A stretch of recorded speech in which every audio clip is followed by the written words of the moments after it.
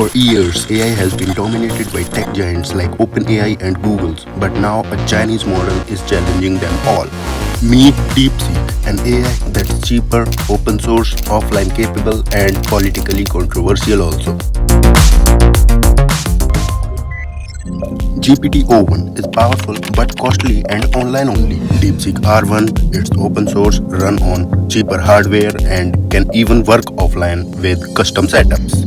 But there is a catch. It's also highly influenced by the Chinese government. Big AI models require billions in funding and massive team.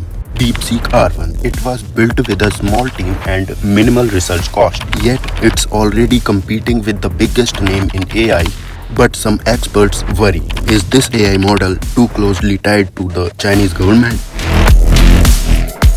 Several countries have already banned Deepseek, fearing data privacy risks and foreign surveillances.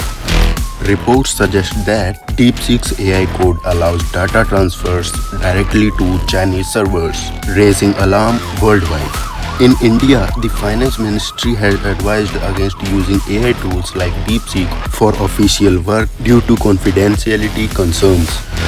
Meanwhile, IT Minister Ashwini Vaishnav has engaged in discussion to bolster India's own AI infrastructure. Despite the controversy, Deepseek R1 remains one of the most accessible, affordable, and flexible AI model today. It's open source, meaning anyone can modify, customize, and run it on their own terms. But with its tie to China, should we be concerned about who's really in control? A low-budget AI is reforming industries and competing with the world's biggest tech giants. But is Deepseek R1 is future or a security risk waiting to happen? We would love to hear your thoughts. Drop a comment below, and if you are excited about the future of AI and tech, check out our Orion Glasswali video of game-changing innovation in augmented reality.